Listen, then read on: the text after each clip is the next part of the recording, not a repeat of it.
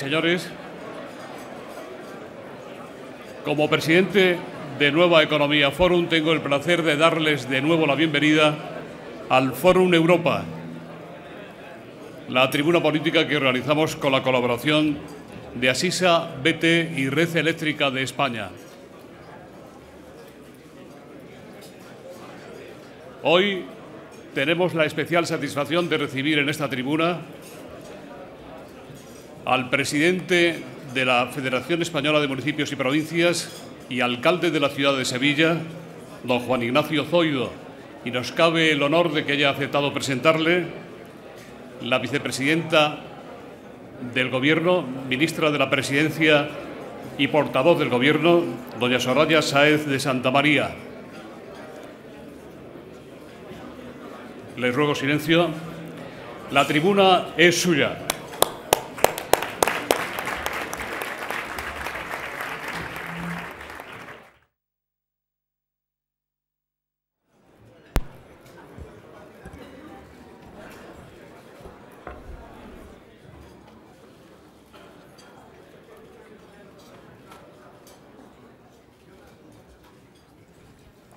Muy buenos días a todos, querido presidente del Congreso de los Diputados, querido ministro de Hacienda y Administraciones Públicas, ministra de Empleo y de Seguridad Social, presidente del Tribunal de Cuentas, defensora del pueblo, miembros de la mesa del Congreso, queridos alcaldes muy numerosos de muchas ciudades aquí reunidos, diputados, senadores, miembros del Gobierno, secretarios de Estado, queridos amigos.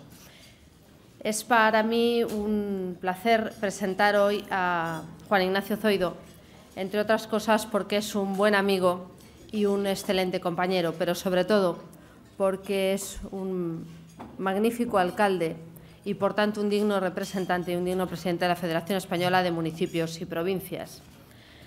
A mí me gusta recordar una de las frases que le oí por la radio a Zoido el día de su toma de posesión.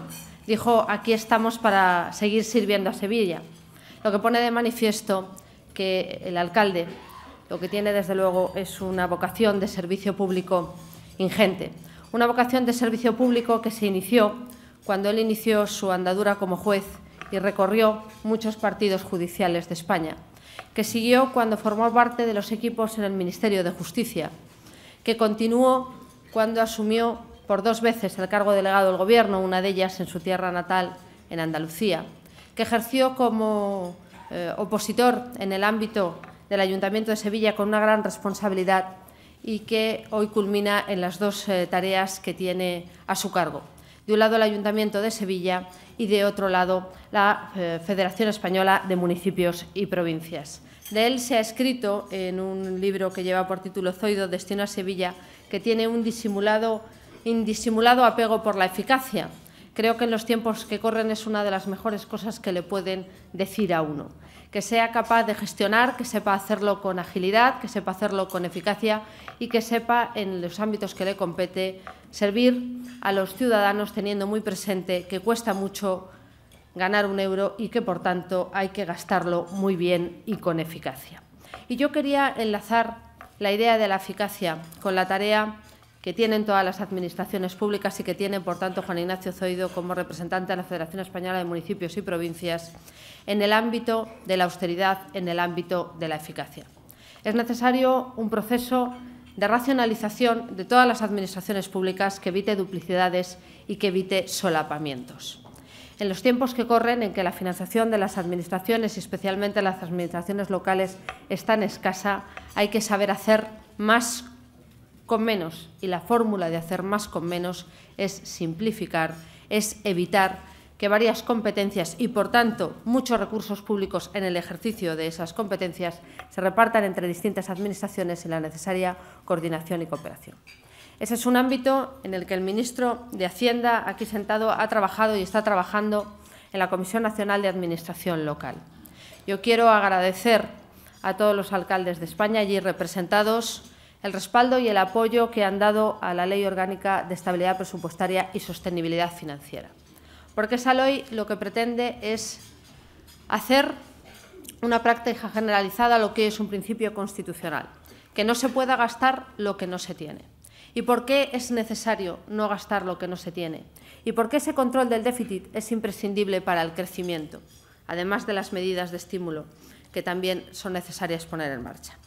En primer lugar, porque el dinero que se lleva la deuda pública, porque el crédito y la financiación que se lleva la deuda pública se resta a las empresas y se resta a las familias.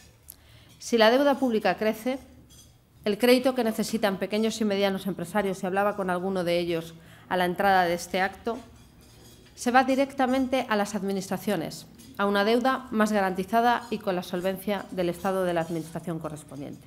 Es necesario controlar el déficit, por tanto, primero, para lograr la vuelta a la financiación de ayuntamientos, de pequeñas y medianas empresas y de familias. Y, en segundo lugar, porque el control del déficit es la mejor garantía del estado del bienestar. El pago de los intereses de la deuda, que son la segunda partida más importante de los presupuestos generales del Estado, es dinero que se detrae para las políticas sociales, para la educación, para la sanidad, para los servicios. Pero junto a esa ley es necesario en España hacer más reformas. Y el Gobierno ha acelerado las reformas. Este viernes aprobaremos la reforma del sistema financiero y en las siguientes semanas la reforma del sistema laboral. Este Gobierno está para hacer lo que hay que hacer. En este Gobierno no hay cálculos electorales, ni suspensión de obligaciones, ni aplazamiento de responsabilidades. Este Gobierno tiene la tarea de sacar adelante un país con 5 millones largos, 5.200.000 parados, y tiene que poner en marcha las reformas que necesita nuestra economía. Y se hará. Se hará en un calendario que se ha adelantado y en el orden en que en el debate de investidura el actual presidente del Gobierno trasladó a los ciudadanos. Serán necesarias reformas profundas, reformas de calado, reformas decididas, reformas para las que se buscará el consenso, pero lo que es fundamental, para las que se trasladará ese respaldo que ha tenido este Gobierno de los ciudadanos en reformas eficaces que puedan hacer que este país pueda volver a respirar y poder volver a mirar hacia adelante. Y en ese ámbito, la colaboración entre las administraciones públicas es fundamental. Los ayuntamientos son la administración de a pie de calle, la que tiene cerca al vecino, la que solventa las necesidades de la última hora, aquellas necesidades más perentorias, porque el alcalde es un vecino más y trabaja directamente con sus administrados. Y en ese ámbito, la Federación Española de Municipios y Provincias es clave para llevar en el terreno de lo local el conjunto de reformas que permitan, con unos recursos cada vez más escasos, una gestión cada vez más cercana, más eficaz y menos duplicada. ¿Eso qué quiere decir? Que tendremos que trabajar entre todas las administraciones por un pacto por la austeridad y por la racionalización que lleve a cumplir la siguiente máxima: una administración, una competencia. Porque una administración, una competencia es un presupuesto, un recurso y no muchos que se malgastan. Y no se me ocurre mejor persona que Juan Ignacio Zoido, la encargada de llevar a cabo esa tarea, porque, como decía, ha hecho del servicio público y de la eficacia la razón de su vida pública y también, que yo lo sé, de su vida privada. Suya es la tribuna. Muchas gracias.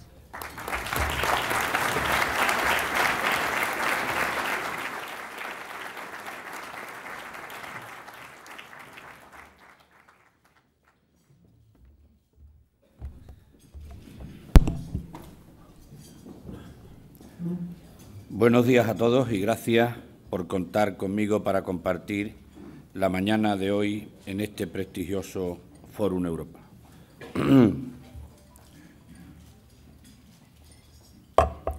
Antes de nada, quisiera agradecer la invitación de don José Luis Rodríguez, presidente de Nueva Economía Forum, así como a las empresas patrocinadoras British Telecom, Asisa y Red Eléctrica de España.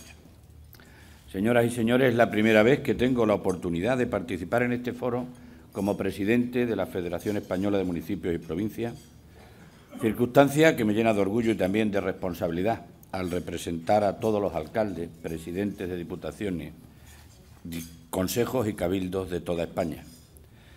Quiero, sin duda alguna, agradecer la presencia en esta mañana madrileña de todas las autoridades que han querido acompañarnos, desde el presidente del Congreso, los ministros de Hacienda y Administraciones Públicas, la ministra de Empleo y de Seguridad Social, altos cargos del Gobierno, representantes del Gobierno de la Comunidad de Madrid, alcaldes, concejales, presidentes de diputaciones, consejos y cabildos de España, compañeros de la Federación Española de Municipios y Provincias, que me acompañan los dos vicepresidentes, tanto Abel Caballero, alcalde de Vigo, como Fernando Maillo, el presidente de la Diputación de Zamora, compañeros del Partido Popular, empresarios, en estos momentos tan difíciles, que vengáis a escuchar el compromiso que desde los municipios de toda España queremos contraer para aportar nuestro granito de arena y salir todos juntos de la situación que tenemos. A todos ustedes y en especial a los compañeros que vienen del Ayuntamiento de Sevilla, a todos darles las gracias, porque gracias al trabajo de ellos estamos pudiendo superar una circunstancia muy adversa que nos encontramos en nuestro ayuntamiento. Así que gracias a todos ustedes. Gracias sobre todo a la vicepresidenta del Gobierno, a mi querida amiga Soraya. Para mí ha sido un honor que hayas podido hacer un alto en el camino de tus múltiples obligaciones que comporta la grave y alta responsabilidad que has asumido para presentarme en este foro, pero además hacerlo con unas palabras tan generosas como inmerecidas, sin duda alguna fruto de los tiempos y los años que hemos pasado juntos y las difíciles pruebas que hemos tenido también que ir superando. Pero te agradezco sinceramente y muy especialmente las palabras que has tenido para mí. Creo, Soraya, y lo hago sin ningún temor a equivocarme, que representa el gran espejo en el que pueden mirarse los jóvenes de este país. Mirar a Soraya es la demostración de que en la vida hay que prepararse, hay que llamar a las puertas y hay que aprovechar las oportunidades que se presentan, explotando tus mejores virtudes sin necesidad de que te regalen absolutamente nada. Gracias, Soraya, a tu profunda preparación, a tu talento y a la confianza a la hora de ofrecerte a colaborar en un proyecto siendo leal a quienes confiaron en ti y a que has sabido aprovechar las oportunidades, has llegado a ser, sin sorpresa de la opinión pública, la vicepresidenta del Gobierno de España. Eso sí, también has sabido hacerlo de manera que has conciliado la vida laboral de una gran responsabilidad política y la vida familiar, y no has abandonado tus compromisos con tus seres más queridos, en especial con ese pequeñín. Cuentas con mi apoyo como presidente de la Federación Española de Municipios y Provincias y alcalde de Sevilla para abordar las dificilísimas tareas que los españoles, de forma muy mayoritaria, han encomendado al liderar este proyecto el presidente del Gobierno, Mariano Rajoy, desde el convencimiento de que solo mediante el esfuerzo conjunto de todos los españoles seremos capaces de afrontar con éxito y superar las dificultades que nos estamos encontrando de las más diversas facetas. Señoras y señores, la política local necesita más visión de futuro, más vínculo real con la sociedad a la que sirve y una mayor complicidad del talento del sector público con el privado. Y aquí quiero hacer una precisión. Estoy convencido que en estos momentos en los que la situación financiera del Estado es la que es, que la situación financiera de las comunidades autónomas es por todos conocido y que la situación de los ayuntamientos desde el punto de vista financiero ya no aguanta más, tenemos que ser capaces de trasladar a la iniciativa privada la seguridad jurídica y, por otro lado, la confianza de que mediante la inversión podremos mejorar los servicios públicos y al mismo tiempo podrán generar riqueza y al mismo tiempo creación de empleo, que es lo que no debe de obsesionar a la iniciativa privada, pero también a todas y cada una de las administraciones públicas. Señoras y señores, en mayo cambiaron los aires y así lo decidieron los ciudadanos libremente a través de sus votos. Provocaron un cambio en los gobiernos locales, pero más importante que el cambio de esos gobiernos ha sido el cambio de opinión, el cambio sociológico y de actitud de los españoles ante su futuro. Un cambio que supone, sin duda, renovación, una nueva forma de hacer y de entender la política. La España vitalista, emergente, ansiosa de futuro, que tantas veces ha sido obviada y olvidada, estoy convencido que ha vuelto a renacer. Este cambio ha logrado que España abra de nuevo sus puertas al optimismo. Y a pesar de las dificultades, el optimismo empieza a reinar nuevamente en la sociedad española. Como presidente de la FEN, creo firmemente que el principal reto que tiene nuestra sociedad hoy es ser capaz de movilizar todas sus energías creativas en dirección al futuro. El objetivo común es que entre todos instauremos una nueva forma de hacer política para la comprensión y solución de problemas, y siempre con la mirada puesta en dar respuesta a la primera necesidad que tienen los españoles, que, como acabo de decirles antes, es crear oportunidades para la generación de empleo que contribuya decididamente al desarrollo socioeconómico en todos los territorios de España. Permitidme, pues, que tenga presente a todo y cada uno de los más de 5 millones de españoles que están desempleados, pero muy especialmente a los jóvenes. Cuando pienso que en mi ciudad más del 50% de los jóvenes están desempleados y todavía no han tenido un puesto de trabajo, hay que ser optimistas, pero hay que ser muy realistas y resolver ese gravísimo problema. Soy un firme defensor del papel absolutamente protagonista de las entidades locales en estos tiempos de profundas crisis. Tenemos que estar a la altura de las circunstancias. Es más, me atrevo a decir desde la experiencia que me dan mis 4 años de oposición y los 7 meses al frente del Gobierno municipal de Sevilla, que en el actual mundo globalizado cada vez adquiere mayor relevancia la gestión pública local. Los gobiernos locales debemos ser sujetos y no solamente objeto de los procesos públicos de modernización y reforma. Es necesario que las entidades locales modernicen sus estructuras y sus planteamientos y que se comprometan con la grave situación que atravesamos. El municipalismo, señoras y señores, tiene muchas asignaturas pendientes y para empezar a solucionarlas, la Federación Española de Municipios y Provincias debe de jugar un papel protagonista. Para ello me guiaré en los siguientes principios. Primero, me he propuesto, con todo el equipo de la Junta de Gobierno, renovar esa institución para que sea percibida como un instrumento útil para todos nuestros asociados, que no son otros que todos los municipios de España, formando de esa manera un cauce vivo de diálogo permanente para canalizar sus problemas y generar alternativas para resolverlos, y que lo hagamos entre todos. Que trabajemos al mismo tiempo para convertir a la FEN en el referente de todos los ayuntamientos y todos juntos participemos del éxito colectivo. En tercer lugar, como presidente de la FEN, defenderé a todos por igual. No hay ayuntamientos de primera y de segunda, serán grandes o pequeños, pero cada uno tiene que responder a los problemas de sus vecinos, que todos tienen sus derechos y al mismo tiempo también sus deberes. En cuarto lugar, la Federación tenemos que conseguir que no sea una herramienta al servicio de los partidos políticos, y sí al servicio de todas y cada una de las corporaciones locales. Estamos para servir a los vecinos y para defender al municipalismo español al margen de intereses partidistas. Por último, la FEN tiene que ser la palanca capaz de hacer reaccionar con toda nuestra fuerza a quienes tienen que legislar sobre las cuestiones que conciernen al municipalismo. Como les acabo de decir, la Administración Pública local afronta importantes retos de modernización y reforma. Son los propios vecinos los primeros en demandarnos una Administración local que sea eficiente y austera. Me refiero a mejores servicios públicos con menor coste y que, desde luego, ese principio que no se puede gastar más de lo que se ingresa. Si nos olvidamos de esos dos principios, no estaremos prestando debidamente ni siendo eficientes en la prestación del servicio público. Pero hoy esa exigencia se ha convertido en urgencia, porque no podemos avanzar sin abordar la transformación de nuestra Administración.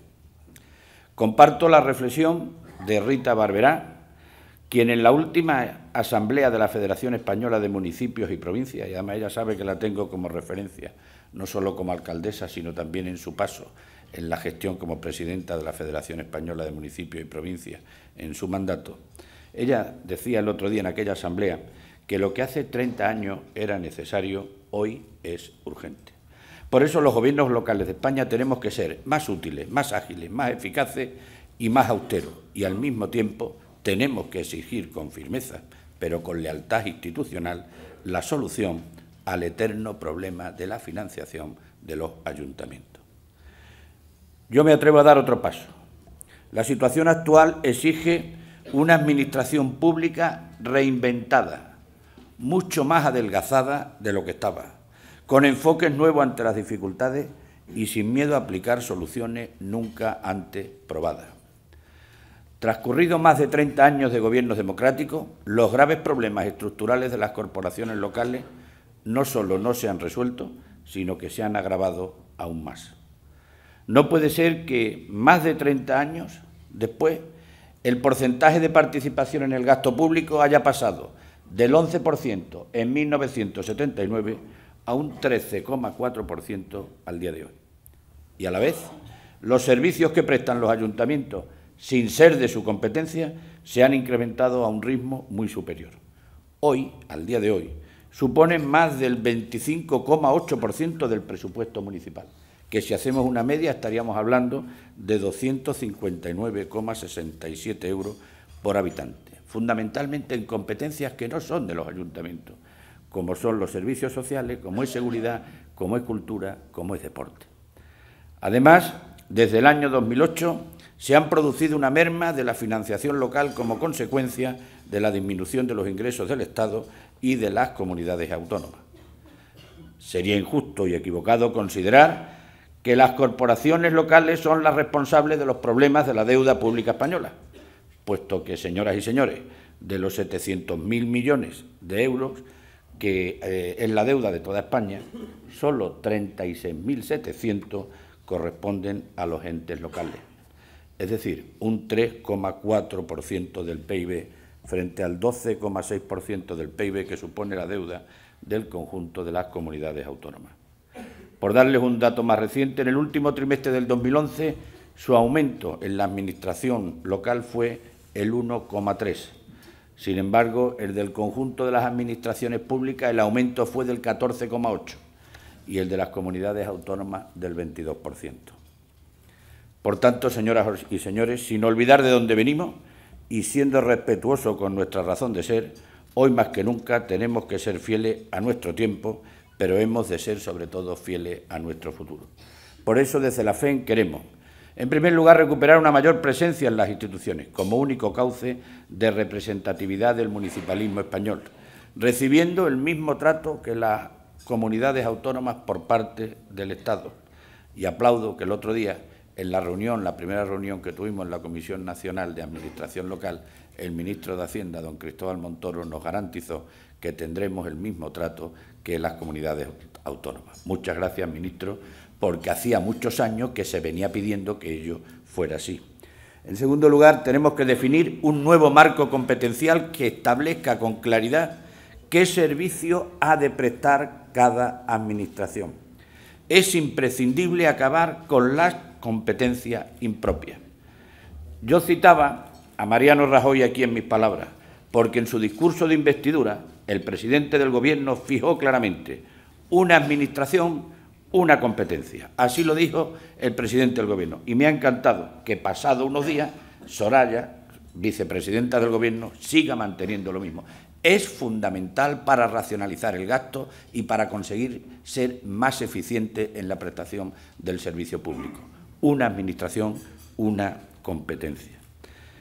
Pero al mismo tiempo tenemos que contar con una financiación acorde a esas competencias, porque son muchas las que se han venido asumiendo de manera impropia, que mientras mayor es el municipio, y aprovecho para saludar a la alcaldesa de Madrid, mientras mayor es el municipio, son más las competencias que se asumen y, por tanto, mucho mayor la deuda que se va generando.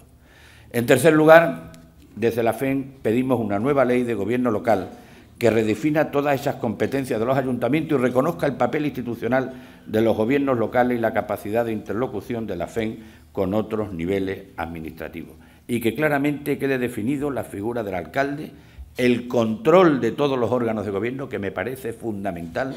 No se pueden eliminar los controles, sino al contrario, hay que reforzar todos los controles y hay que eludir de todo ese entramado de organismos, sociedades y fundaciones que, para hacer lo mismo que podía hacer las delegaciones del ayuntamiento, se crean y se buscan para eludir el control de la intervención y del secretario de los ayuntamientos.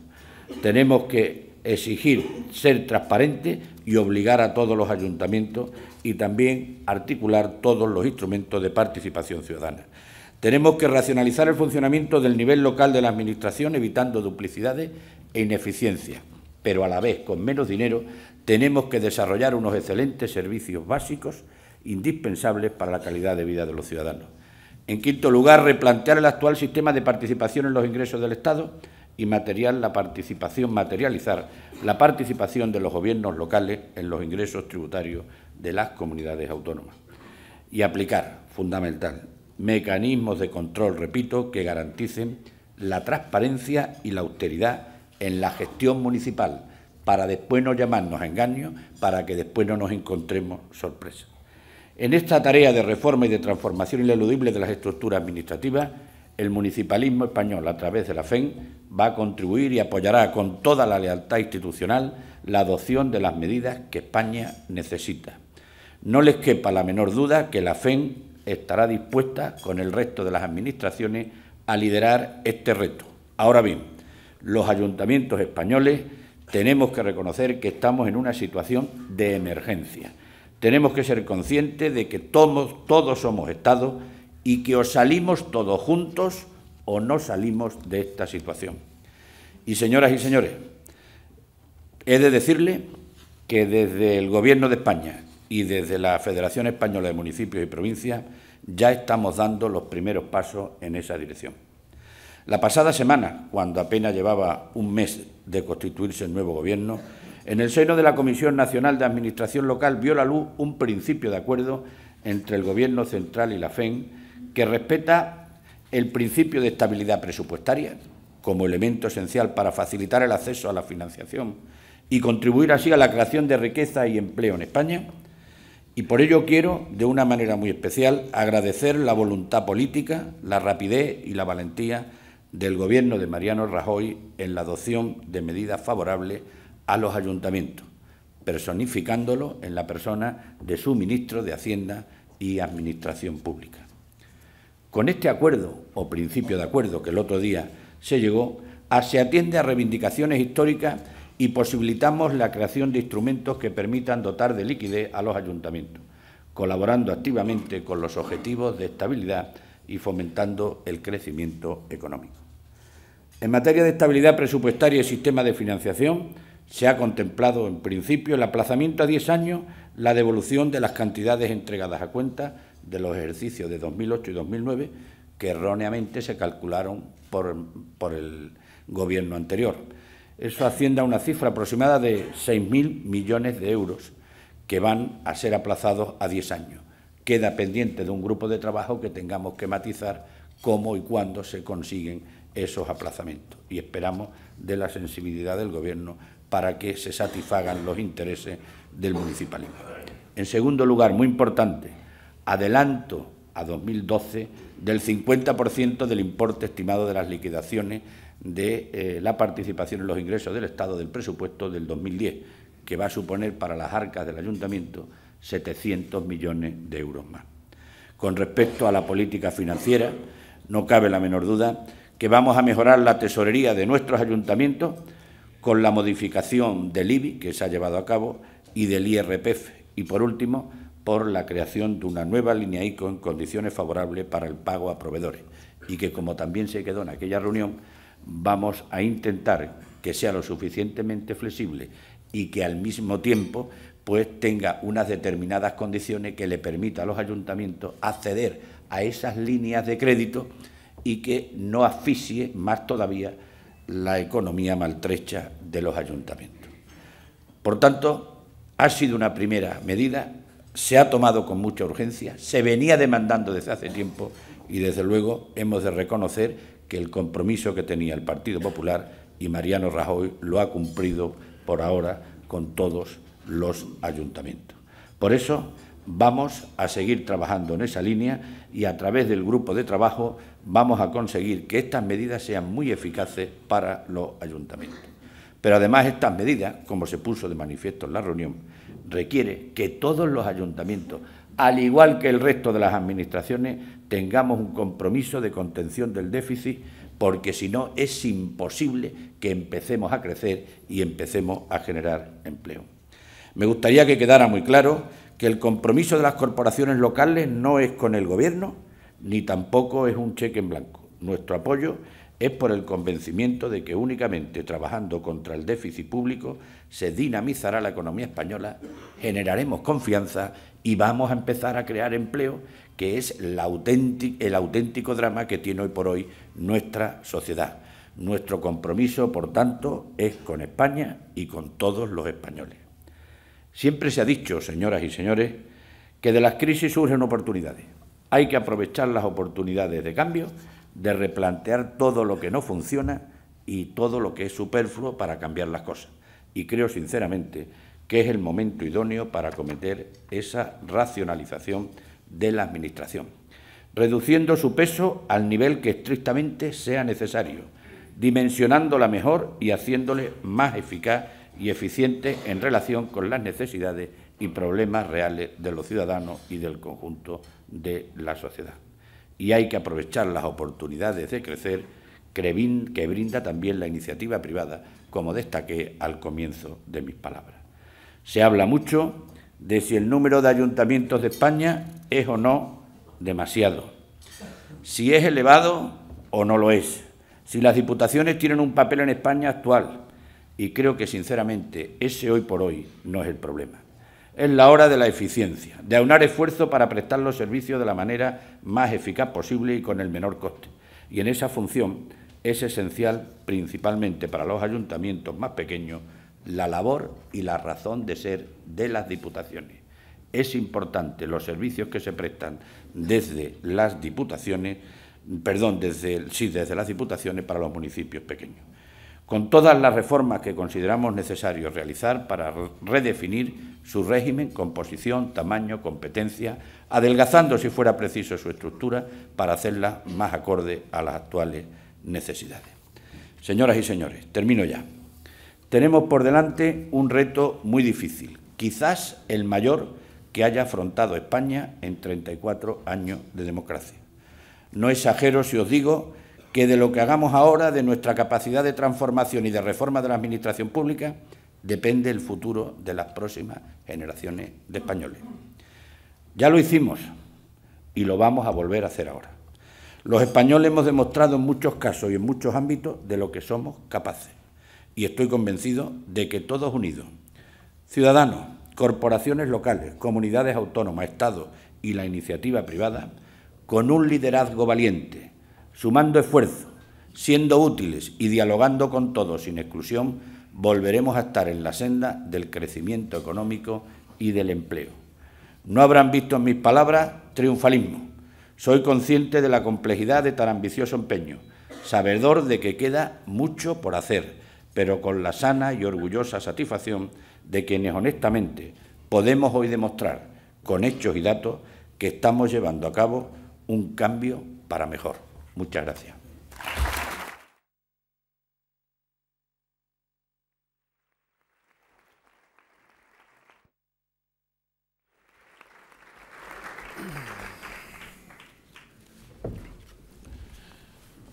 Muchas gracias, vicepresidenta. Muchas gracias, alcalde. Pues si le parece, empezamos con las preguntas. Hay muchas, por supuesto. Isidro Cuberos le pregunta qué está pasando en Andalucía. ¿Cree que estamos ante el cambio político? ¿Qué puede estropear las expectativas de cambio? Es decir, que el Partido Popular gane las elecciones en Andalucía.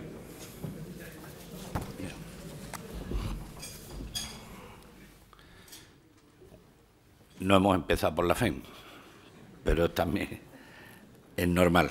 Bien, yo creo que dentro de pocas fechas, concretamente el 25 de marzo, los andaluces se van a tener que someter a una decisión.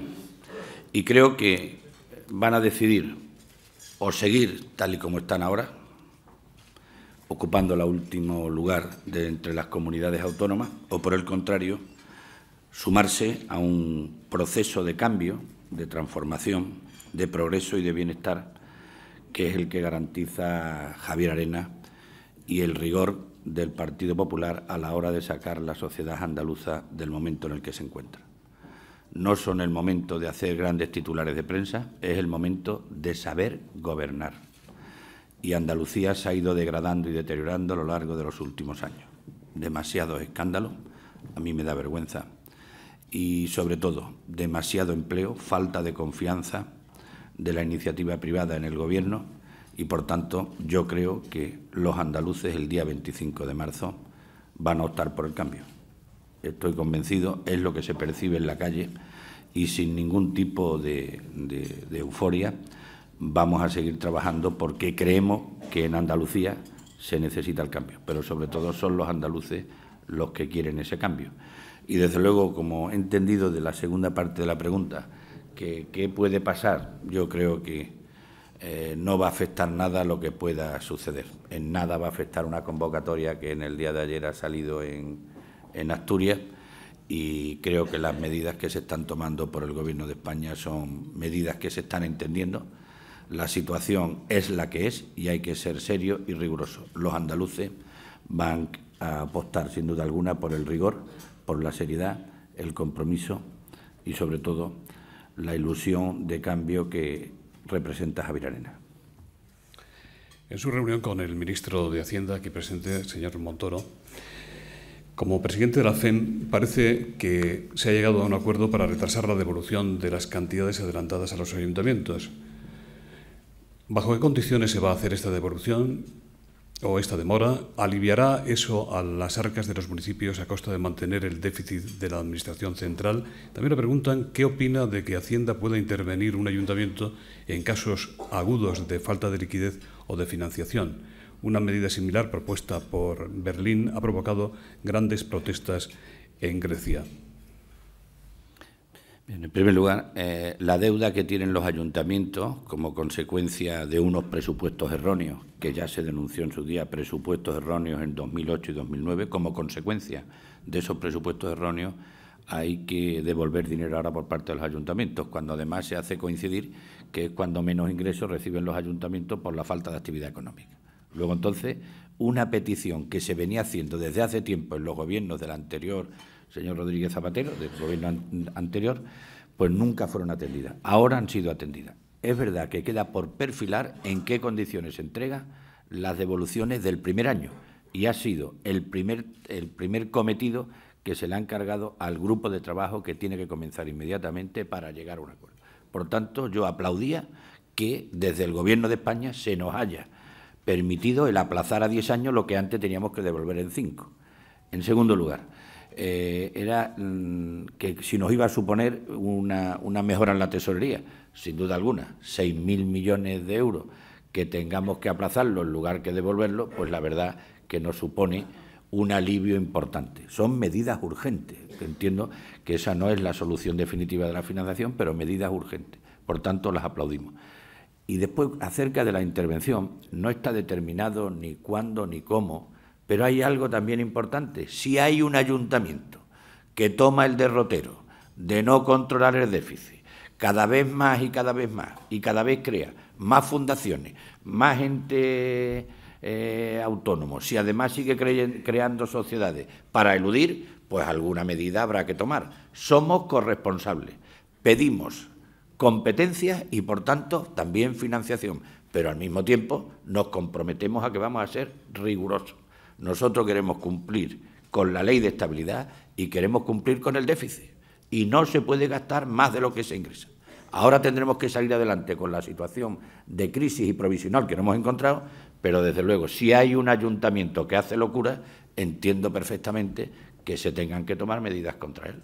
Todo lo demás sería un desenfreno. Y si decimos que todos somos Estado, es para lo bueno y también para esas desviaciones que no se deben de permitir en una administración moderna.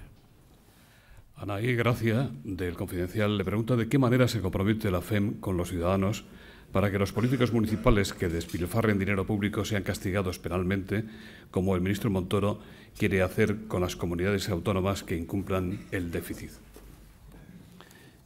Bien, tendremos que desarrollar la normativa, pero es indudable que habrá que tomar medidas, y medidas muy duras. la sociedad no entiende lo que pasa en determinados ayuntamientos o en determinadas administraciones.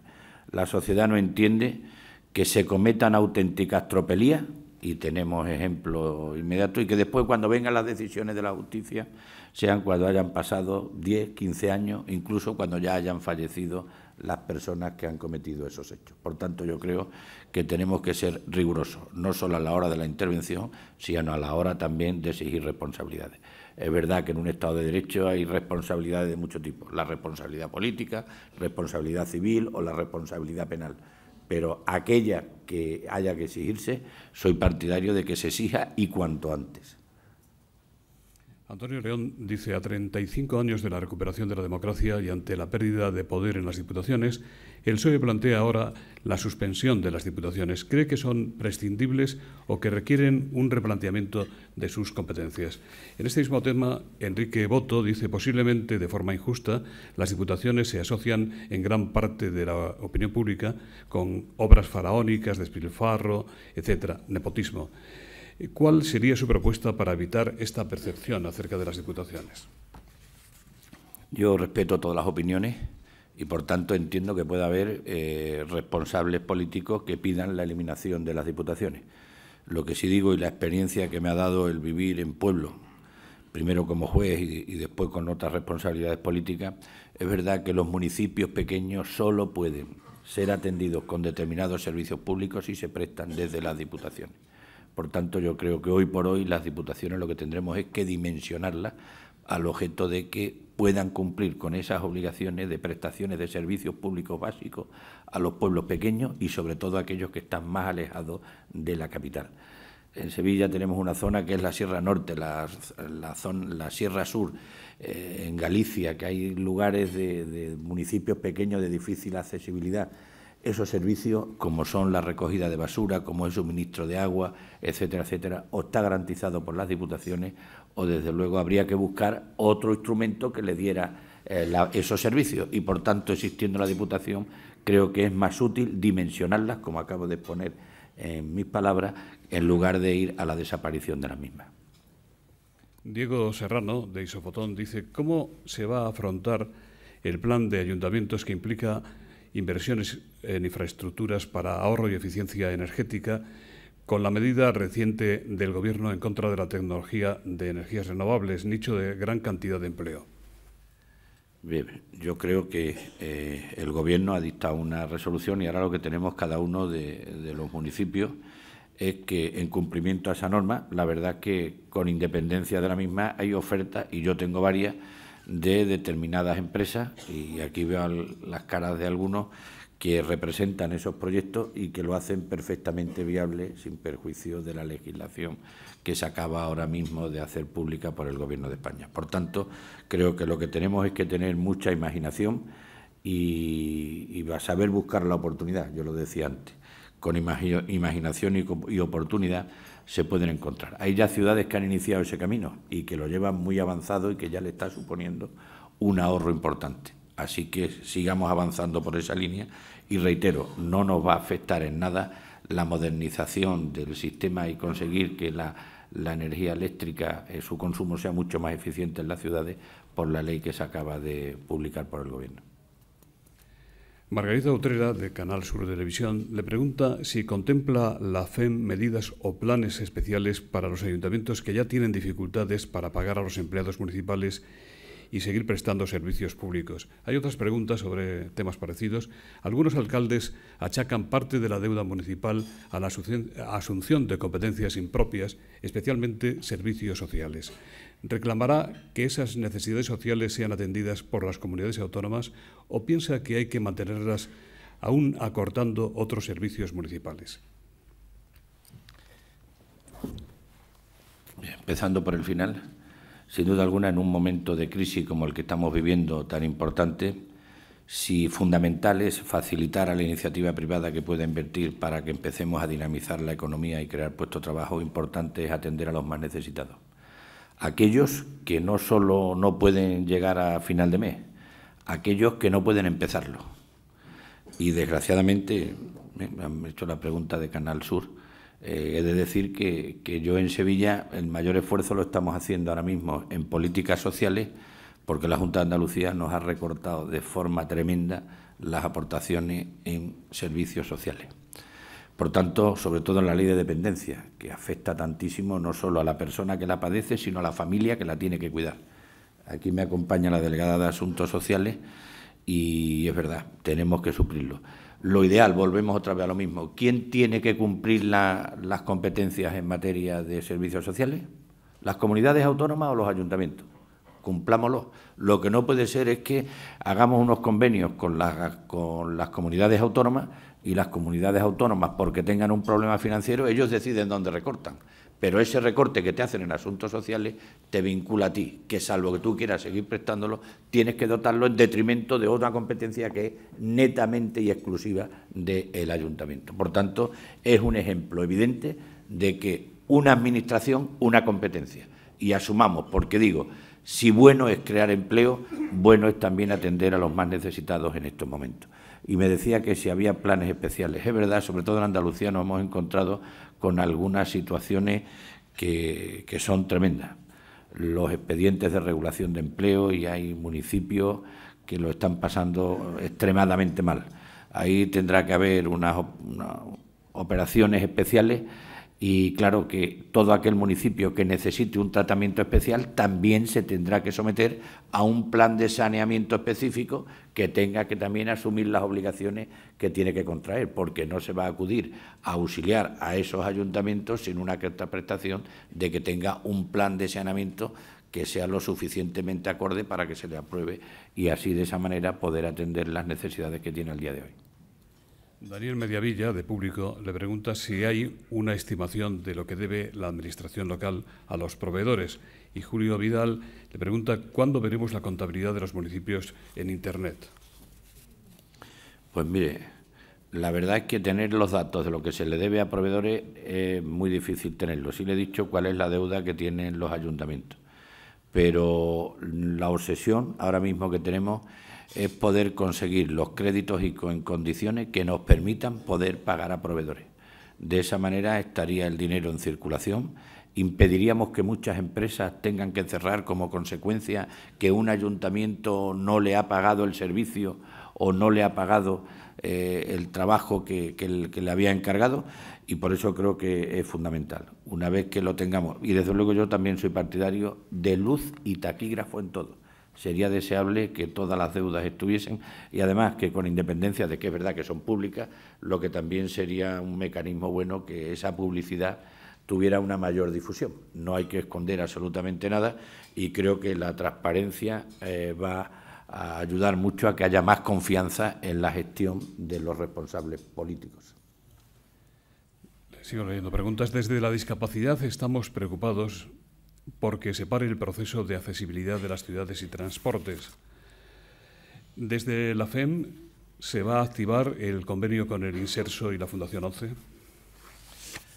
Sin duda, desde la Federación Española de Municipios y Provincias, estamos ahora mismo reactivando y renovando todos los convenios con los distintos organismos, tanto públicos como privados. Y desde luego el de la FEN, en la FEN y la ONCE tuve yo la oportunidad de estar el otro día en la presentación de un trabajo y hemos renovado el compromiso para seguir en esa línea. Adaptar nuestras ciudades, modernizar las mismas desde el punto de vista de la eliminación de las barreras arquitectónicas es un compromiso que no tiene marcha atrás y por tanto yo creo que a ello tenemos que ir todos juntos. Yo por ponerme, que me cuesta mucho trabajo estar aquí y no hablar de Sevilla. En Sevilla hemos creado una oficina y al frente de esa oficina, que no tiene nada más que los funcionarios que estaban en urbanismo, tienen además de su trabajo estar en esa oficina, la dirige una persona de movilidad reducida que venía con nosotros en la lista, que además de estar encargado de su distrito, es quien dirige. Y no se aprueba ningún proyecto que afecte a la estructura de lo que es la propia ciudad que no lleve la firma de ese delegado. Creo que eso no tiene marcha atrás y, desde luego, tanto con la ONCE como con cualquier organismo público y privado, seguiremos avanzando en la eliminación de barreras arquitectónicas, no solo para la física, sino también la visual y la psíquica. Ante las próximas elecciones autonómicas andaluzas, usted encabeza la lista del Partido Popular por Sevilla, pese a que una última ley del actual Gobierno socialista andaluz impide simultanear los cargos de alcaldes y diputados autonómicos. ¿Cree que finalmente tendría que renunciar usted a uno de los cargos o que el Tribunal Constitucional daría la razón a los argumentos esgrimidos por el presidente del Partido Popular, don Javier Arenas, candidato a presidir la Junta?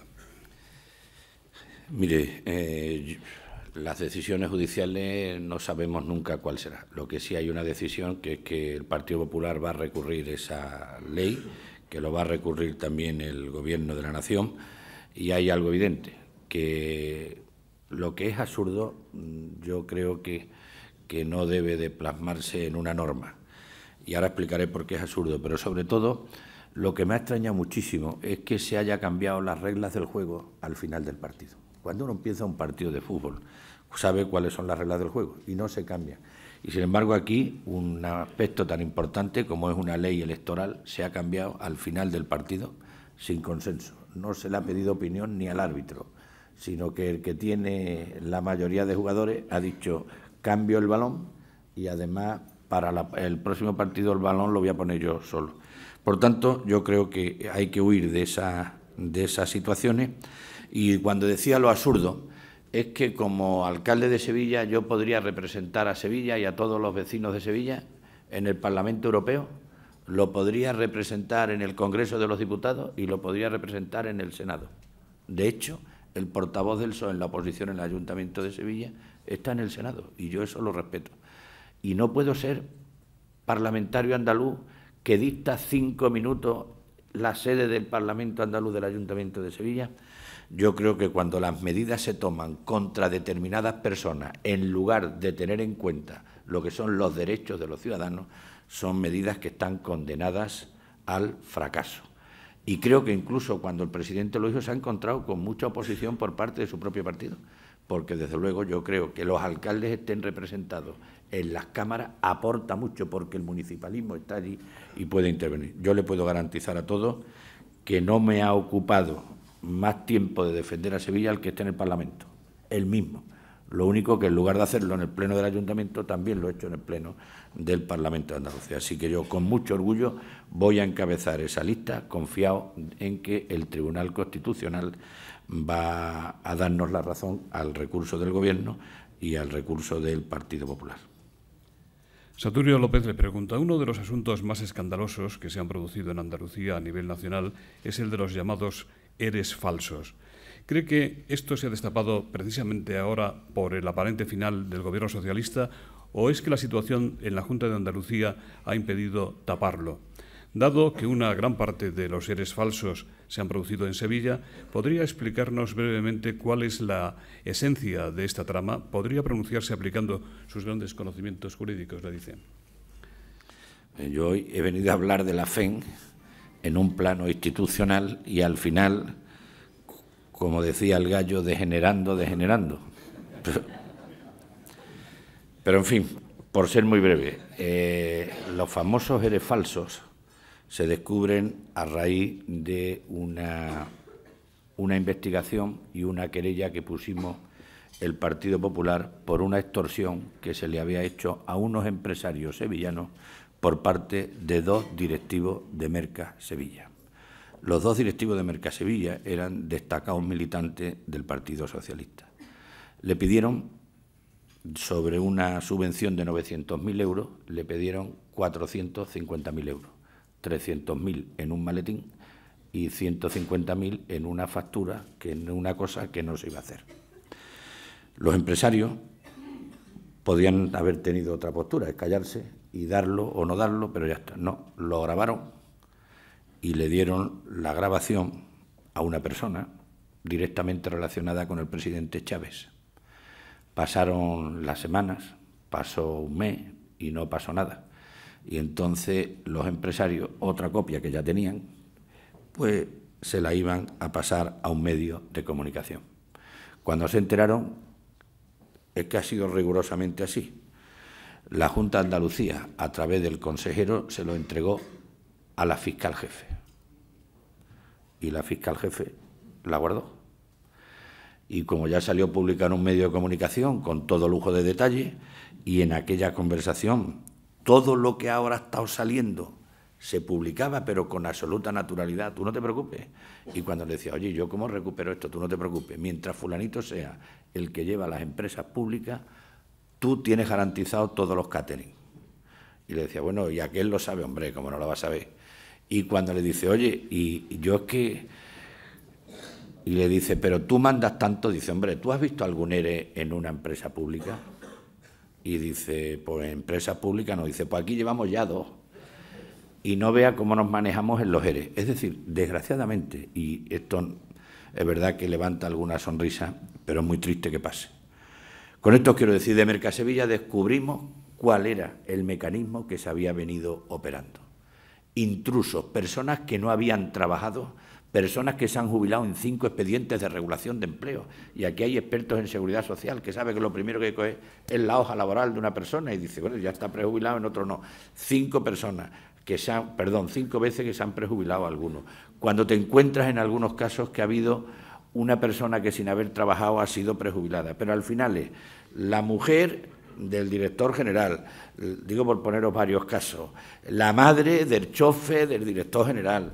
Si después sale, de verdad, eso ha sido un escándalo tremendo, es verdad que hay una desviación tremenda de fondos públicos, aquello se ha ido de la mano y aquello, desde luego, lo que le queda todavía es mucho por salir. Pero cuando al principio la pregunta es si sale ahora porque hay elecciones. Con el caso de Mercasevilla llevamos 5 años. Y es verdad que al final las cosas tardan, pero al final termina saliendo. Con esto lo quiero unir a la afirmación que yo hacía antes. Las responsabilidades hay que exigirlas inmediatamente y no podemos estar dilatando. Es que, señoras y señores, el que le cogieron grabando sigue trabajando en Mercasevilla, porque cuando se le despidió se había hecho coincidir que prescribiera la falta administrativa y hubo que readmitirlo. Pues todavía aquel señor que pidió los 450.000 euros está allí. Entonces, francamente, es que perdemos la credibilidad ante la sociedad, que ya no es una cuestión de partidos políticos, que perdemos la credibilidad ante la sociedad. Y creo que ante eso todos nos tenemos que revelar. Todos los que formamos parte de la vida pública, todos los que formamos parte de los distintos partidos. Eso no lo debemos admitir. Y esa es mi opinión. No ha surgido como consecuencia de unas elecciones, sino que el caso Mercasevilla, que destapa todo esto, surgió hace 5 años. Y surgió porque 2 empresarios que fueron extorsionados no admitieron ni el chantaje ni la presión. Antonio Urquijo, le leo. Circulaba en Sevilla un dicho que se refería a su antecesor, que señalaba que la ciudad tenía un alcalde de tercera, un equipo de segunda, que era el Betis, otro equipo de primera, que era el Sevilla, y un estadio olímpico vacío. ¿Necesita ahora la ciudad una torre de Babel como la Torre Peli para poner en peligro su declaración como Patrimonio de la Humanidad? ¿Cuánto supondría para la ciudad la paralización de esa obra, cuya licencia fue concedida en el último momento por el alcalde anterior? ¿Se puede permitir el Ayuntamiento de Sevilla una indemnización así? Sobre este tema también Francisco Vázquez le pregunta, ¿qué pasará con la Torre Pelli? Bien, pues en primer lugar pido respeto también para mi antecesor como alcalde de Sevilla y no hago mío el dicho que ha dicho quien pregunta. Sí, decir, la Torre Pelli ahora mismo pues es un problema que tenemos. Es un problema porque, en principio, la licencia tiene todos los requisitos legales, con lo cual se cumple con ese axioma o principio que vengo diciendo, seguridad jurídica, que es lo que traslada confianza para la inversión. Punto primero. Punto segundo. Es verdad que se lleva mucho tiempo, 4, 5 años, en una discusión permanente con la UNESCO y con ICOMO, que es el órgano o asociación que asesora a la UNESCO. Yo lo único que digo es que fácil no ha debido ser cuando en 6 años no se ha resuelto ese problema y la UNESCO sigue, o ICOMO sigue diciendo e informando en contra porque dice que afectaría gravemente a la zona que es declarada monumento de la humanidad y que podría perder esa condición. Ante esa situación, pues yo lo que quiero hacer es ir de la mano de las 2 administraciones. En primer lugar, la Junta de Andalucía es quien tiene la responsabilidad última de la aprobación de todas esas normas, la responsabilidad última, y no puede mirar para otro lado. Y por otro lado también el Gobierno de España, desde el Ministerio de Cultura, tiene que defender ser patrimonio de la humanidad determinadas zonas de Sevilla. Quiero ir de la mano con todo para que la seguridad jurídica se cumpla en Sevilla, pero al mismo tiempo que no perdamos el carácter y condición de patrimonio de la humanidad. En esta situación en la que nos encontramos, se podría decir, la entidad promotora tiene derecho a pedir una indemnización. Por supuesto, el ayuntamiento no tiene dinero para pagar una indemnización, pero por otro lado también es evidente, la entidad financiera creo que no va a poner en ningún riesgo el que Sevilla tenga esa zona especialmente protegida. Por tanto, a pesar de la dificultad, a pesar que en 6 años no hayan sido capaces de resolver ese problema, estamos con la ilusión de poder hacerlo.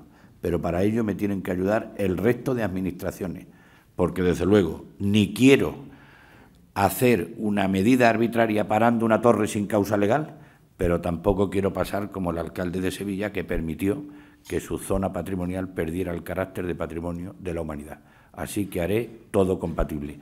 Y lo que sí es verdad es que es curioso, pero el Gobierno anterior, desde el Ministerio de Cultura, tomó unas medidas para unas ciudades y otras para otras. Esas son las diferencias. Eso es lo que yo no quiero, que no haya una doble vara de medir, que en un sitio manden para unas obras y que en otras se mire para otro lado. Yo pido rigor y pido, en este caso, ir de la mano de las 3 administraciones y que me ayude la entidad promotora para salvaguardar los derechos de todos, que creo que es posible y lo tenemos que hacer. Pero reitero, en 6 años no han sido capaces de resolverlo y creo que no me pueden a mí decir que en 10 días desde que llegó el último informe de ICOMOS, pues que lo pueda hacer. Pido un poco de tiempo y pido esfuerzo de las 3 administraciones y al mismo tiempo pido esfuerzo de la entidad promotora. Francisco Román de Vodafone dice: una de las mayores dificultades para el despliegue de infraestructuras de telecomunicaciones viene de la proliferación de ordenanzas municipales al respecto.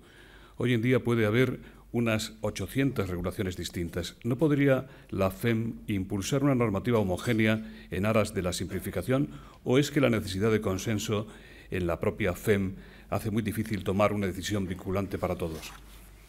Bueno, yo creo lo que dice es totalmente cierto, tiene muchísima sensatez y desde luego lo vamos a conseguir.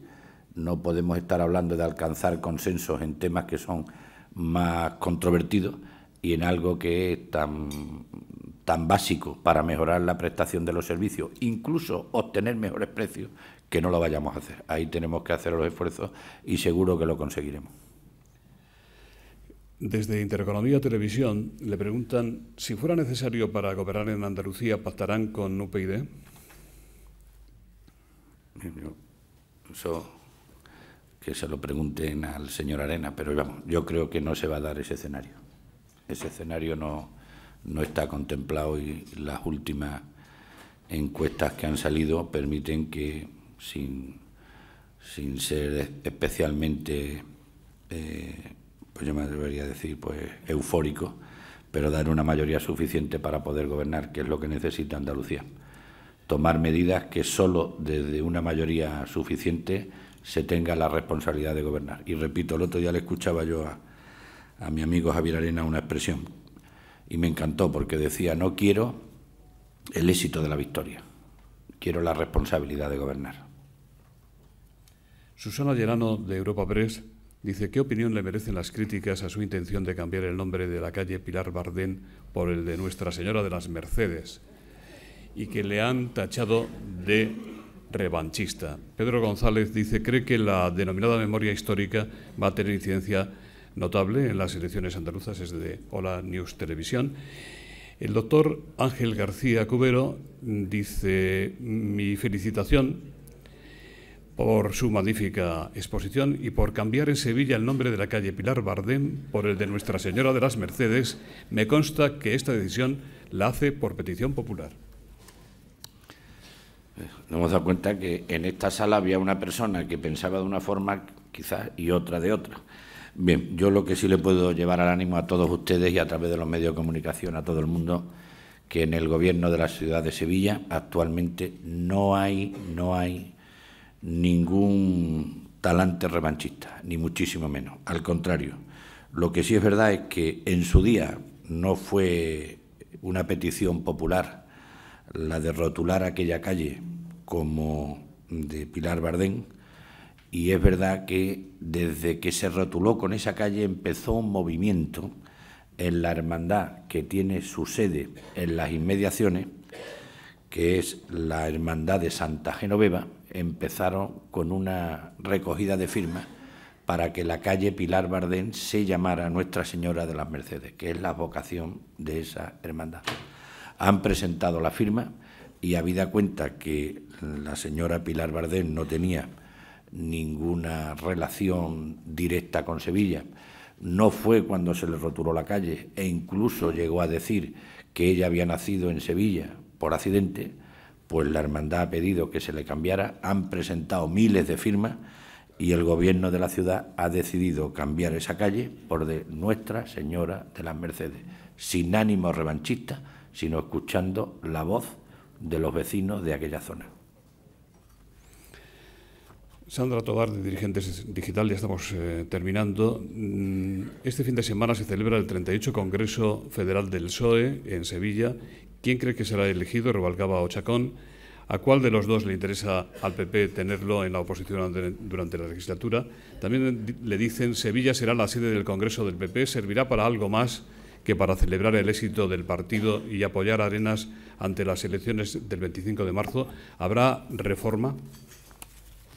Bien, en cuanto al congreso que se va a celebrar en Sevilla en la primera semana del mes de febrero, es decir, el próximo fin de semana, he de decirle que al secretario actual, todavía general del Partido Socialista, al señor Rodríguez Zapatero, tanto a la señora Chacón como al señor Rubalcaba y al presidente de la Junta de Andalucía, les mandé sendas comunicaciones diciéndole que la ciudad y todos los servicios públicos la tenían a su disposición. Punto primero. En segundo lugar, no tengo por costumbre opinar de las decisiones que tienen que tomar los partidos políticos en su seno y, por tanto, que ellos tomen la mejor decisión. Le deseo que sea la mejor porque creo que en una democracia es bueno que haya una oposición organizada y fuerte. Y ya por último, lo que sí es verdad es que las dos opciones que hay, las dos han estado en el Gobierno del anterior presidente del Gobierno. A partir de ahí paso a hablar del Congreso del Partido Popular que se celebrará 2 semanas después. Igual que he hecho con el Partido Socialista, he hecho con el Partido Popular. He puesto la ciudad a disposición del presidente del Gobierno y también del presidente del PP de Andalucía, para todo aquello que necesite. Y sí decir que en el Congreso, a los muchos congresos que yo he asistido del Partido Popular, los ha habido como todos, unos que han sido más de reforma y otros que han sido más de orgánica pura y dura. Creo que en este caso, después de cómo nos están saliendo las cosas, nos va a permitir nuevamente seguir reformando, seguir organizándonos mejor, ampliando todo lo que es una organización, no en cuanto al número, pero sí en cuanto a eficacia en la propia organización y siempre de cara a resolver los problemas. Y es verdad que en todo caso, aun aquellos en los que ha habido un poquito también de movida, es verdad que siempre he visto en los congresos del Partido Popular una obsesión por dedicarlo a resolver los problemas de los demás, no los problemas nuestros e internos. Así que yo espero que vayan los dos congresos muy bien y espero que el mío, que además lo voy a presidir yo, pues que tenga un éxito muy importante. Y también le deseo éxito al PSOE porque, repito, no se entiende ahora mismo en España, para salir de esta crisis, un gobierno fuerte si no tiene una oposición también fuerte. Muchas gracias. En nombre de Asisa, Red Eléctrica de España y British Telecom, el presidente de esta última, don Luis Álvarez, va a despedir el acto. Muchas gracias en nombre de los patrocinadores y yo creo de todos los asistentes por tu presencia como presidente y como alcalde. Yo creo que quienes tratamos habitualmente con ayuntamientos, con entidades locales, creo que sois las pymes de la administración pública y creo que me quedo con 3 cosas, ¿no? La primera, la responsabilidad compartida sobre el empleo y el empleo juvenil en concreto. La segunda, la capacidad de gastar menos que lo que se ingresa. Y la tercera, de nuevo, la decisión tanto del Gobierno que representa a la vicepresidenta como las propias entidades de una administración, una competencia. Muchísimas gracias.